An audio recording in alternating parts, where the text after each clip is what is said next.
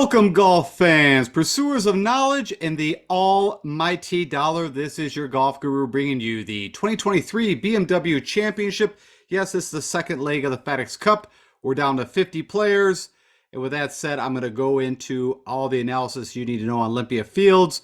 We're going to talk about my favorite picks from a DFS side, and yes, even go over my betting card. With all that said, hey, thanks for stopping by.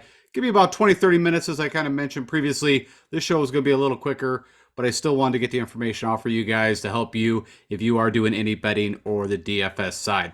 All right, let's go talk a little golf. It's really hard to come off, of course, what happened yesterday. Again, hitting my buddy Smell the Glove Glover.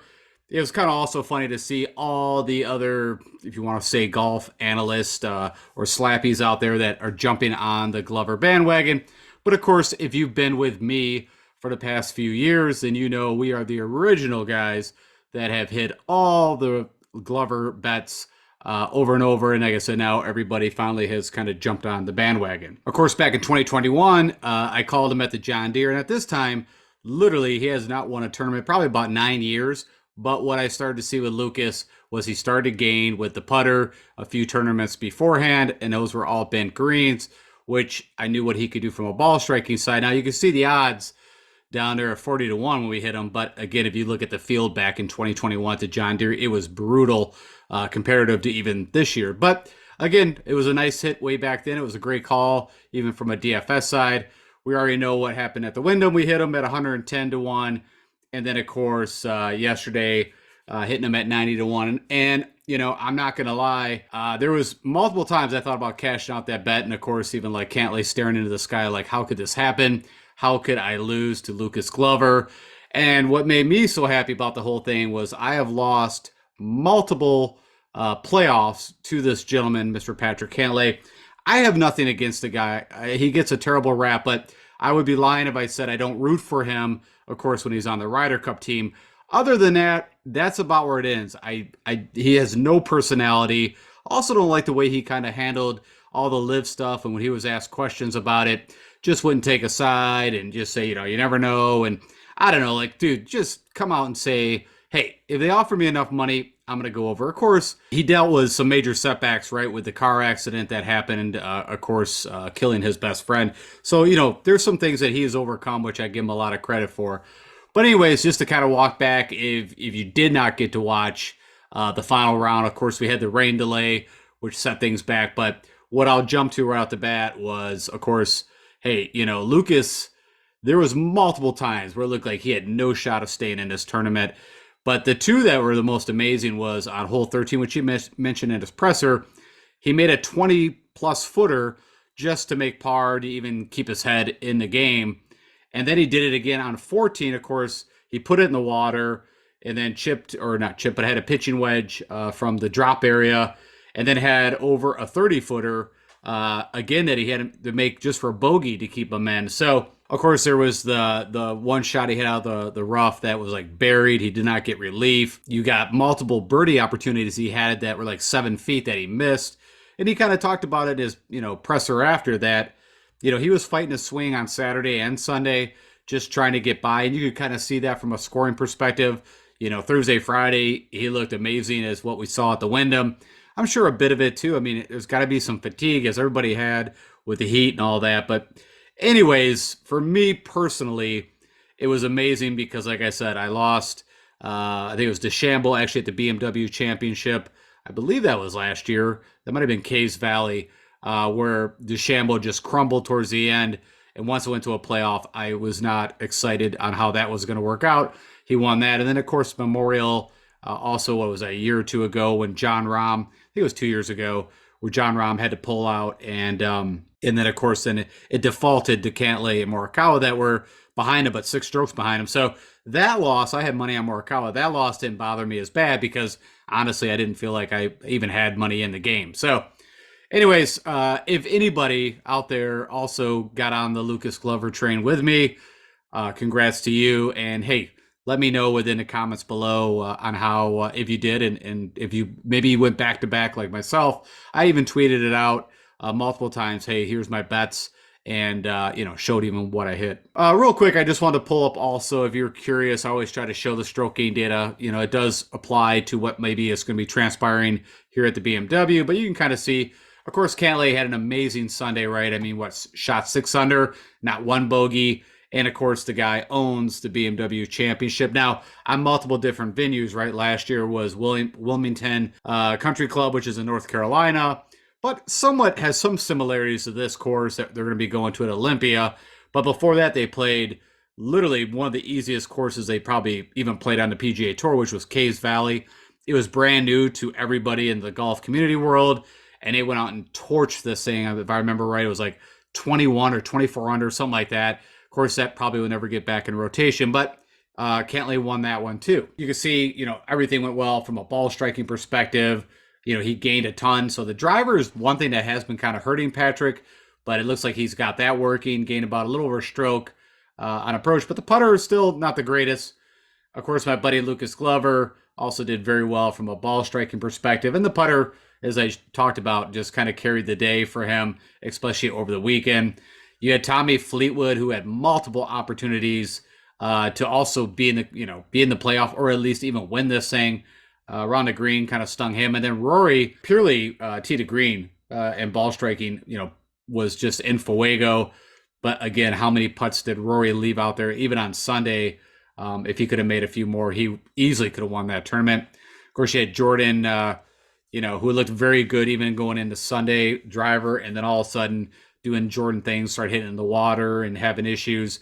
And I think it was funny. I think Colton Oates came on and said, I think it was on 10. If he hit the fairway on 10, that he was going to win the tournament. Of course, this was all on the Twitter sphere too, about how his game literally just tanked. And I think he missed a putt, if I remember right, from like 3 feet for birdie, or maybe in par. I don't remember. But a lot of the guys, I was dead on and was very happy about my analysis that the Wyndham, the guys that did well there, were going to carry over. Also, another FedEx St. Jude where the top of the leaderboard was not the expensive guys. Now, yes, you had Rory up there, and then Cantlay made a charge. But I mean, Rahm struggled the whole time. Even Scheffler, I know he made a little bit of a charge, but then double bogeyed and then bogeyed on 17 and 18. So if you kind of look at the field on who's done well at the FedEx St. Jude, it starts to more and more make me think that the guys that have that 3-week break, or, the break from the Open and don't play until this event, I think that causes some issues. And then again, the course is again more of a strategic plotter course. And I think you have to be very careful and hit a lot of fairways where you just can't bomb it out there, the bomb and gouge, where I kind of feel like Olympia Fields kind of is a little more bomb and gouge, but these, the rough is pretty penal. It's over 4 inches this week coming up, and, I'll get into that in a course breakdown. My last note was Victor Hovland, who I think also had so many chances. On Saturday and Sunday, I actually bet him live. I got him at 33-1 to win the FedEx St. Jude. The guy, had a terrible opening round. I believe shot like a 72, but then just went in fuego on Friday, Saturday, and then really felt like he was the guy that I thought could come out of nowhere and win this thing. But again, just had bad timing on some bad shots, but also just missed, again, a bunch of putts that could have been birdies that were pretty simple birdie putts. And then even, I guess, the last note that I'll think of is Justin Rose, where he went out, shot a 76. And then, of course, you saw what he did. I believe it was on Saturday. I think he tied the course record at 9 under. Sunday was still not bad. He shot 2 under with no bogeys. If he wouldn't have had such a bad opening round, could have been someone that could have done something. Someone that I would not have a problem playing from a DFS. I don't think I'd bet him to win this thing, but, not a problem to play from a DFS side coming up. So I think that's it. Oh, then my call on Adam Schenk. That was nice to see. He also had an opportunity. I think he ended up, in 6th place. Was, kind of came again from behind the pack and worked his way up. I also had a bet on him. He was, I think, 250-1. He was up there in odds, and would have been very nice if somehow he could have got his first win. We've been kind of waiting for that, and it does seem like on those smaller Bermuda tracks is where he can do damage, but I also thought he would do good at the Wyndham, and he kind of fell apart there. I think he even missed a cut. All right, so let's switch gears. Let's talk about this BMW Championship. I already kind of sprinkled in some things, but of course, you would note from my opening kind of screen capture or title screen, they are just about 20 miles away from downtown Chicago, the Windy City, And as I mentioned, they'll be pegging it up at Olympia Fields Country Club on the North Course. There is 2 courses there. They hosted this event back in 2020, of course, during the COVID year where you had like no fans. So that would be the most recent history that we could, kind of look at. You don't, again, want to probably use 2022 or 2021 because total different golf courses that they're playing. Now, I don't think, I looked at Wilmington where they played last year and, some similarities. Typically it is bent greens. Typically it is a little tougher of a golf course for the BMW. But I mean, Caves Valley was probably the one that kind of stuck out in my mind that, was almost like a mistake or I don't know what happened there. But that is typically not what we see for the BMW Championship. Of course, this event or venue also hosted 4 majors in the past. It was quite a long time ago, but U.S. Opens, PGA Championships, stuff like that. And then back in 2015, they had the U.S. Amateur there, which Bryson DeChambeau won in 2015, which is really not applicable so much for us because he's on LIV, but I don't know. I thought I'd throw it in there. This is an old school course back. I think it was built in the 1920s. Done by Willie Park, and then they had a renovation in 2013. And we're on another, I think this is our 3rd par 70, but playing at quite a bit more yardage at 7,366 yards. So even tougher from that perspective on a par 70, that makes these holes even longer. And then the 2 par 5s, one on each side, I think it actually kicks the thing off, but I'll go over the scorecard, are both just a hair over 600 yards. So they're not gimmies, quite a bit like what we just saw. I'd say at TPC Southwind, where it would all depend on the days, I guess. There was, but I saw a lot of guys that had really good opportunities close in 2 and then end up, parring it instead of birdieing it. A little different is, of course, I mentioned all this bent grass that we're going to be seeing then compared to what we've been seeing on the Bermuda side. And also you got this POA kind of top seated or overdressed because of the colder temperatures. And then what I got from the rough is 4+ inches. So it is serious. If you get in this rough, it is bent, or Kentucky bluegrass technically, but is easier to get out of than a 4-inch Bermuda, of course. But it's still not going to be easy. It's going to be long and shaggy, and again, all going to be dependent on your lies. And of course, the greens, again, are bent with that POA overseed. Of course, we're down, as I mentioned, to 50 players, and of course, no cuts. And the top 30 will make it onto the Tour Championship. I talked about last year. Of course, Cantlay won at 14 under at that Wilmington Country Club in North Carolina. And funny enough, I totally forgot this, but your second place was Scott Stallings, who shot 13 under, which totally forgot that. And then I kind of mentioned some others, so 27 under, which I knew was high, but I had no idea. 27 under for Cantlay Bryson. That was at the Caves Valley. And then this is where the total difference is, as you can see, at Olympia Fields. 4 under won this thing, and it was between Rahm and DJ in a playoff. And then the prior year, another high score. But, typically I always thought Medina, which also is in Chicago. I know a couple of guys that caddied there. I'm pretty shocked that they gave up the scores that it did, but 25 under was JT, and then 22 under was Cantlay. We're back to greens that are pretty average for the PGA Tour. So the size at around 5,300 square feet. There's a ton of sand on this course, 91 sand bunkers, which funny enough is the exact same number that I noticed. So as I mentioned, some similarities between Wilmington and this Olympia Fields. You've got actually 2 water hazards on this course, but one's a winding creek. So water technically comes into play on 8 holes. We'll go through the course map where I feel like it's more like 6, but we'll go through that. Usually these are pretty firm and fast greens. Again, being in the Michigan area, we've had a bit of rain, a little bit cooler, and of course we get the weather that comes from Chicago. So, I don't know exactly how firm and fast they'll play. It's all going to be depending on what we get the last few days before the tournament. But right now it's still been a little cooler the last week and a bit rainy in the Midwest. Really tight fairways. These acres of fairway is 20.7. I've talked about this with you guys. Typically what we see on the PGA Tour, somewhere around 28. So these are, that I remember, some of the tightest fairways. So again, it's going to be a premium on guys hitting the fairway and not this high rough. And I already talked quite a bit about the course defense. It's going to be the rough. There's some fescue around the creek. There's this winding creek. There's trees that line it. You got a ton of sand. And then, of course, it is Chicago, the Windy City. And so we'll see, we're going to have to kind of keep an eye on Wind Finder. Some past notes. Average score here is almost 2 over per round at the tournament. So, again, quite a different than what we've been used to. Been a little more birdie fest over the last few tournaments.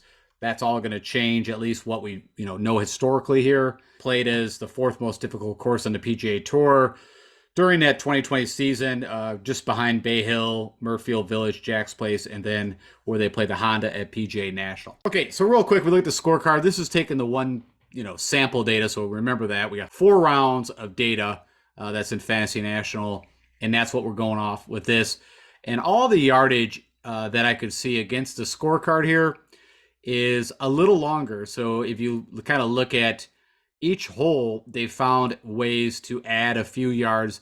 I think the most significant was maybe there was a par 3, maybe it was this number 6. I think it's like 15 yards or something like that. But anyways, you start out with the easiest hole on the golf course. So that's also could be a kicker, right? I mean, your first hole, if you're going off 1, you need to have a good start, right? Because there's only 2 par 5s on this track. You've got the 4 par 3s, if I remember correctly. Yep, very standard. And then like 12 par 4. So exactly what we've seen played out at TPC Southwind. But again, 2 of your easier holes off the bat, and where I was going with is a lot of guys, if you talk, I play the game, they actually like a par 5 as starting hole. You get to kind of go through your whole bag. So, maybe that's a positive. But then you got sprinkled in some of the higher handicaps. So again, the typical 6 scoring opportunities, 6 bogey opportunities. I doubt that, I think even it was, of course, ball in hand because of the wet conditions, and they shot off both tees. But with 50 guys in the field, unless something crazy happens from a weather perspective, I'm guessing they're going to shoot them off in 2s, and they'll be going off the front tee. So from a showdown perspective, we should not have to really worry about, hey, do I need to pick guys going off 10? And I don't see an advantage. I mean, you could look at if somehow they could birdie the hardest hole on the course, which is typical 18, then of course they would have a nice chance for a run here. But it looks like on the backside is a little the easier of the 2 9s, and that's where you could get that consecutive birdie bonus, which is making 3 birdies or an eagle in a row. And as I already mentioned, when I went through this, nothing egregious, but almost every hole on this scorecard comparative to 2 years ago, 3 years ago now, they've added a few yards here and there, but nothing too crazy. And then they always, I don't know why, but the BMW always puts out this horrible map. But you can see there's this larger pond, body of water, that I guess, I have a hard time believing it will come into play on 10. You'd have to hit something very wayward and right, but definitely evident on 18. And then, like I said, this windy creek, it looks like it could come into play on 12. Looks like 14. On 3, yeah, I mean, again, on 15, you'd really have to go wayward. So that's why I don't think 8 holes. I think some more around 4 or 5 holes that you really could probably get into the water. This is an overhead view, and what this just tells you, again, it's kind of hard to tell, but there's just a ton of trees out here, and again, a bunch of bunkers, and you can kind of see that windy river right here. And then I think this, out of all, and I honestly don't know what hole this is. I think it's be 14 is what it looks like, but this gives you a better understanding where that creek kind of winds through twice through this hole. Got trees all over. So accuracy, again, at a premium. And really ball striking, number 1. So with that said, it's a good segue into my player profile. What do I looking at from a stroke gain analysis and the rankings? Like I said, ball striking is going to be one of the tops. I actually put off the tee and then added fairways gained. So if you don't know what off the tee is, it's distance plus fairways. So it's kind of like a 50-50 thing. And then I added more because I really think fairways are going to be a premium. Approach, as always, around the green shows up quite a bit. I actually went back and watched some of the 2020 coverage. I recommend you doing that, too, if you want to just get a little better understanding. But it seemed like a lot of guys, of course, the greens are small, but because of how firm and fast they played back when they played here in 2020, with a lot of chipping going on, a lot of putts outside of 25, 30 feet. So, of course, putting is going to be important. I'm going to look at guys with bent. And then you got these proxy of the pins that, it didn't have it in Fantasy National. But if I kind of figure out from a ball striking perspective, these are the 2 that I look at whenever I want good ball strikers. That's 150 to 175, 175 to 200. And then a lot like when I do my analysis for majors, I don't look at guys who make a bunch of birdies because that's not going to happen here. It is, shoot par or maybe 1 better. So it's all about bogey avoidance. And I actually look back at the scoring.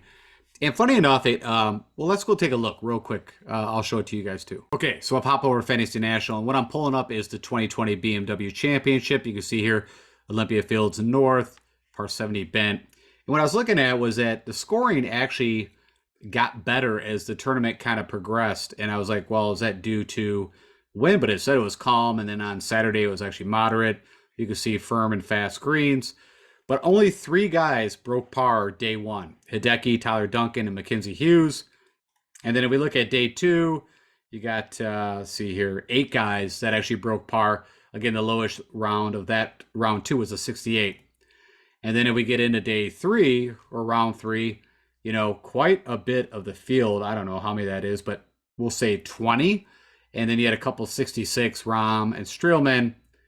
And then if I go to the lowest, you know, round was 64, hence John Rahm winning this thing. But he had a couple, you know, 65 and 66. So, you know, the final day, for whatever reason, and I guess pin placements would be my answer. I don't know if they got a little rain. That could have happened. Maybe the course got softened up after like day 1 or day 2. But I just thought that was interesting. And again, I just wanted to point out that, you know, we've been used to these kind of birdie fest. That is not what this is going to be. All right, so with all that said, as always, I could create a custom stat model from you guys. And I already went over like the player profile that I'm looking at, but I'll show you the weightings here. Of course, off the tee, I got that at 15%. I told you I added a little fairways gain. So it's kind of, you know, adding more percent. So 20% off the tee total. You got approach at 20%. I got those 2 procs to the pins. Again, if you don't know what that is, approach shot, how close do you get from that distance to the pin? You know, who does that the best? That's what those are. And then ball striking, which is a combination of off the tee and approach. Got that at 20%. Got around the green at 10, putting at 10, and then bogey avoidance at 10. That is how the weightings went. And I'm looking at, as usual, for recent form, the past 6 tournaments or 24 rounds of golf these guys have played. No shocker, our buddy Smell the Glove, Lucas Glover, comes up number 1. Also, his odds are just, which, you know, it's a smaller field, but now they are just shot to shit. They're at 33-1 at PointsBet. This is Draftkings money line or odds right here, 30-1, and that might have already fallen some more. Who knows? You got Rory at 6-1.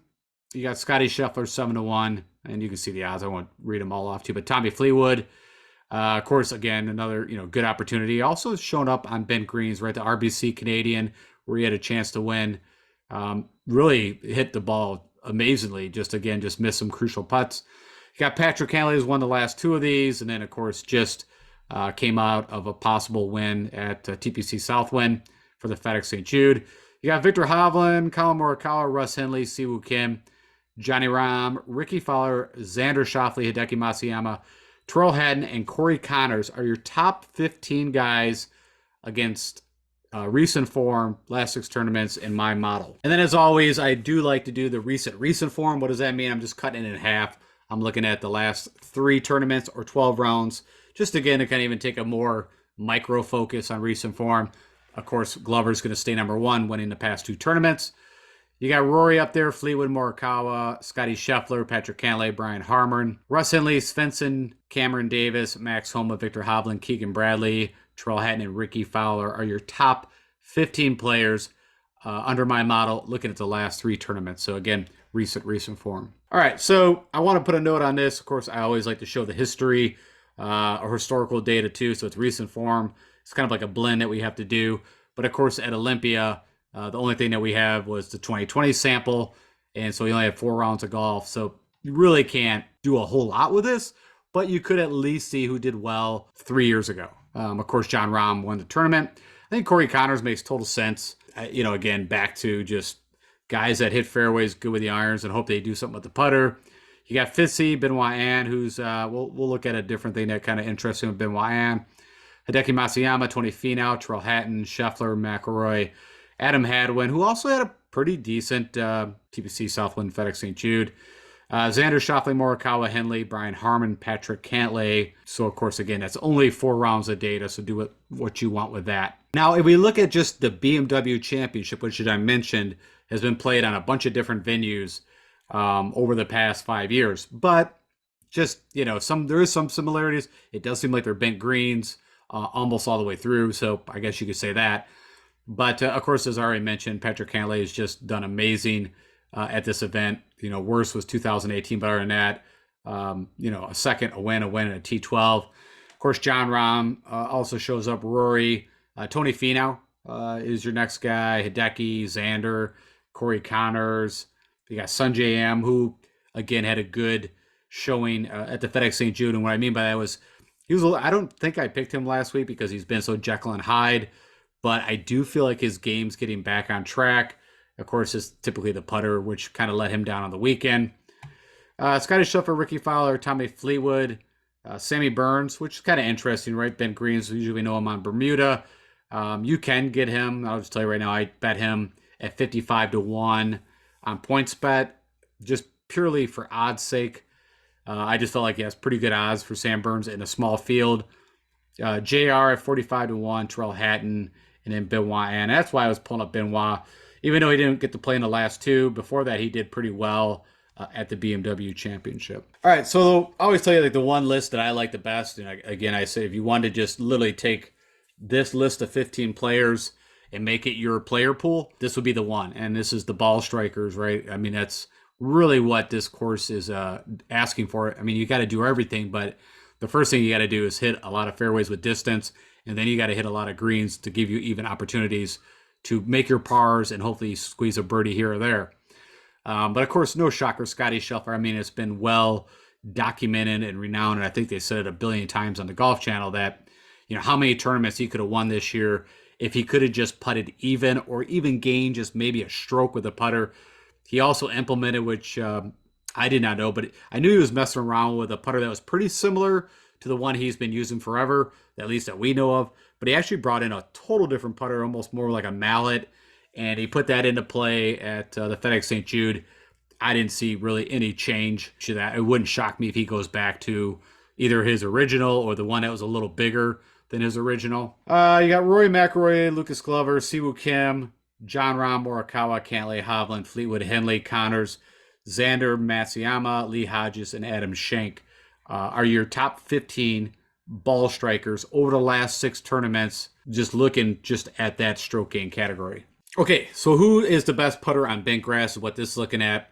And we'll have to jump over because I did not show the stroke gain data, which I forgot to put in, but we'll go take a look at that real quick of what these guys did from a stroke gain data the 2020 season. But to get a sense if putting is that crucial, which I would, if I remember right, I looked at it, but I don't think it was like overwhelmingly. But of course, Denny McCarthy, who I think ended up dead last after all said and done at the FedEx St. Jude, which is a little crazy. Like, I think I picked him to do well at Wyndham, and he struggled there too. So I've been off the Denny McCarthy train, and definitely I don't think this is a good fit for him. Terrell Hatton, which again, he struggled a little bit, even though I think it would have fit him perfect and was a pick I had last week. But I feel like a bit was done with the putter, you know, so, but it does show he has had success on bent. Andrew Putnam, JT Post, and Eric Cole had another, I think, pretty solid outing at the FedEx St. Jude. Keegan Bradley, Cantlay, Victor Holland, Justin Rose, Brendan Todd, Sam Burns. Schenk shows up again, English, Shoffley, and then Sahith Theegala. Okay, while I'm thinking of it, let's jump out and just go look at the stroke gain data. We looked at the... All right, so the same thing. This is what I was looking at out of Fantasy National. You could look at it a couple different ways. You can look at the scoring, or you can also look at what did they do from stroke gain data. And so this is what I wanted to look at. So John Rahm gained, since he shot that 64, gained 4 strokes with the putter. But I mean, you can see a couple of guys here, Matsuyama, Joaquin Niemann, that were up there, but didn't do it so much with the putter. Usually Joaquin, of course, will do it ball striking, one of the better ball strikers. Of course, we don't have to worry about him. He's on the live. And then funny enough, Hideki, which did it a lot around the green. So that means he chipped in a few times. But off the tee definitely does show is, you know, for the top, I don't know, what is this, 6, 7 guys, that was key. And so that's where I'm kind of leaning off the tee. Approach is kind of hit or miss. I would always lean more. I mean, Fitzy gained 4, Neiman gained 5, DJ gained almost 6. And then, like I said, the putter, it was kind of a mixed bag. But, you know, you typically got to gain with the putter. So, I don't know. I think as usual, when you go to a major, you got to do a lot of things well to win that thing. And that's how I kind of look at this as like a bit of a mini major. Okay, so with all that said, concourse is a little tricky. Now, there's a good news and a bad news. The good news, I don't have a ton that I think are good comps, but because of where these guys have played a couple of the majors here just very recently, well, the PGA Championship at Oak Hill, and then, of course, where they played the U.S. Open, the LA Country Club, they both are par 70s. They were both on bent grass, both had high rough, so there was a lot of similarities you could make. So I threw those guys in there. The best one, I think, is, you know, Jack's Place, Murfield Village. The Memorial, I think, is a good one. And then, of course, I pulled in Olympia Fields, even though it was a few years ago. With that said, I did do 24 rounds because if I would have did 12, it would have kind of killed one of these. And that's the only options I have. So it pulled up a couple more years or a couple more tournaments at Murfield Village, which I'm fine with. And lastly, it gives us nice recent form. Of course, the PGA and the US Open were just, within the last couple months, both of them. Okay, so from a comp course side against my model, John Rahm comes up number one. Scotty Scheffler, Patrick Cantlay, Morikawa, Xander, Victor Hovland. You got Rory, Siwoo Kim, Hideki Matsuyama, JR, Jordan Spieth, Corey Connors, Terrell Hatton, Ricky Fowler, and Fitzy are your top 15 guys against the comp courses. And I always give you kind of my opinion. I don't mind it. I don't mind the comp courses. I wish I would have had a couple more that they play on a regular basis. I'd feel a little more secure. But, again, I think it's a pretty good list. But as I mentioned, there's only 50 players in this thing. And you can kind of weed out the junk. It's just trying to put teams together. Who's going to be the low guys in is going to be the trick of this one. All right. So with all that said, I kind of mentioned to you guys, I'm not trying to be, not excited for the BMW Championship. But for me, this is where the betting slows down and the DFS. And I'm now kind of more excited for the fall swing to see what that's going to look like. At least I think we're going to get better odds. You're going to have to do more homework to know maybe some of these guys come out the Corn Ferry. There's going to be a whole new element to the betting side, and I think we could take advantage of. But some of these guys I have already bet. Some of these guys I probably will or bet them live. And again, if you looked at the odds, again, to be excited, you guys know I don't typically bet anything really under 20 to 1, especially opening. I'd rather, if there's a guy I like, but I don't like his odds, I'll wait till the live betting hits. Maybe he'll stumble a little bit like the Victor Hovland did on Thursday, or, even Justin Rose. Even Cantlay, I don't think came out and had a really good Thursday. I think he just had a good Friday, Saturday, Sunday, if I remember right. Long story short, of course, these are the guys I'd be looking at now. Who I have money on as we speak. I bet Burns at 55 to 1. I got Griot at 90 to 1. That was on PointsBet. Corey Connors, I think I got a 55 to 1 on PointsBet. And that's it. That's the only three bets on this card. Kind of interested in Cam Young. I'm back and forth on that one. I think you can get a better than 30 to 1. This is DraftKings Sportsbook, just so you know. Keegan's kind of interesting, right? He does all the things. I showed you he putts well on bent, has been putting really well. Should be a good fit, but also probably should have been a pretty good fit at FedEx St. Jude.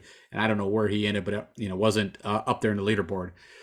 But these are the guys I'm looking at right now. And Cantlay, Hovland, and Xander will all be bet live if I like what's going on. And I might bet Hideki here soon.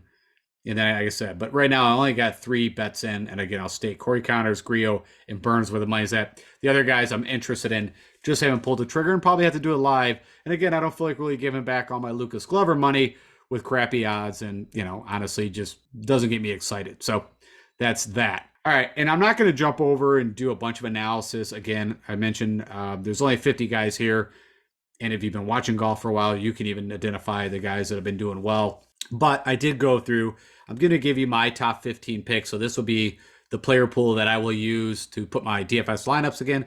Again, I don't know how many lineups I'll put in. I put in 7 in the big game, FedEx St. Jude. Of course, did my showdown stuff that I typically do. I won there, so it was a good weekend on that note.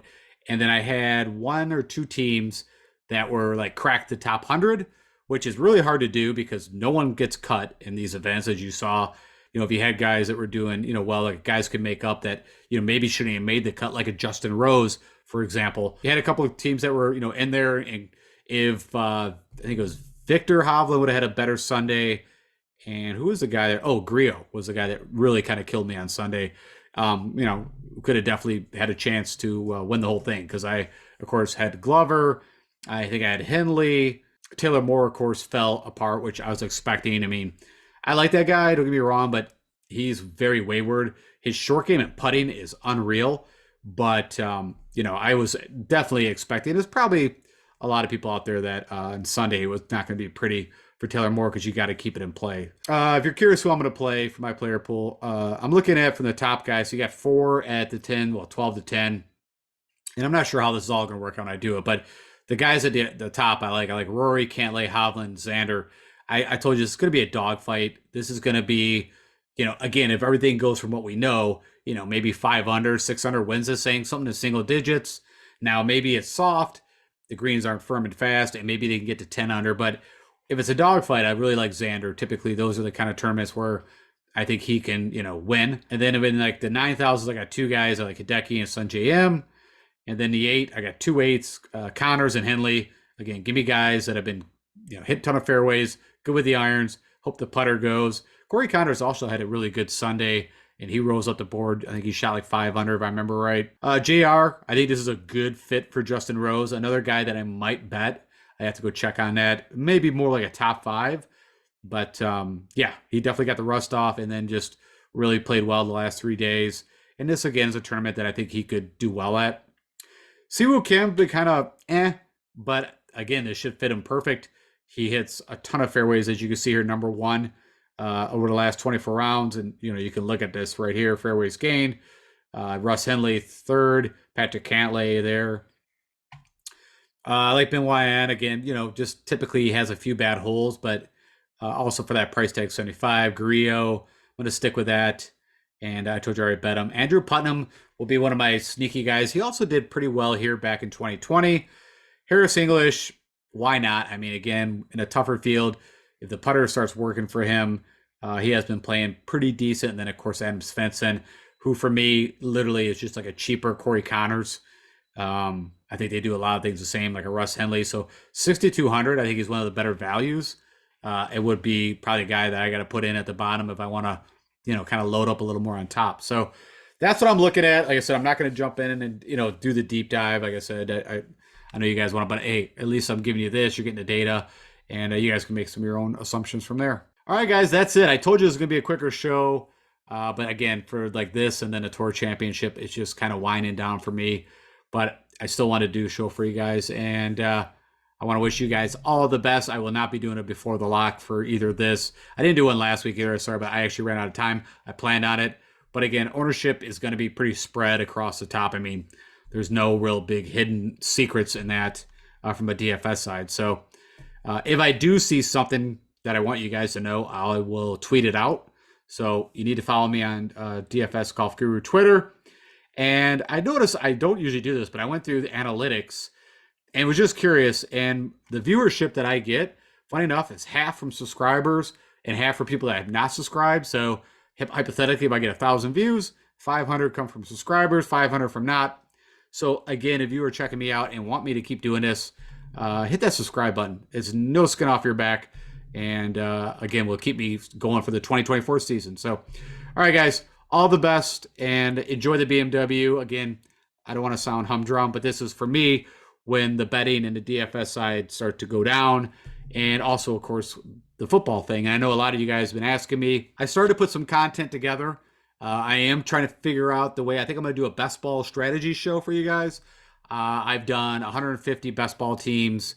I do Draftkings because in Michigan, we lost the ability for underdog, which kind of sucks. But so everything is, for me, is done on Draftkings. But I already maxed out the $10. I'm almost done maxing out the 3, which is only 20 entries.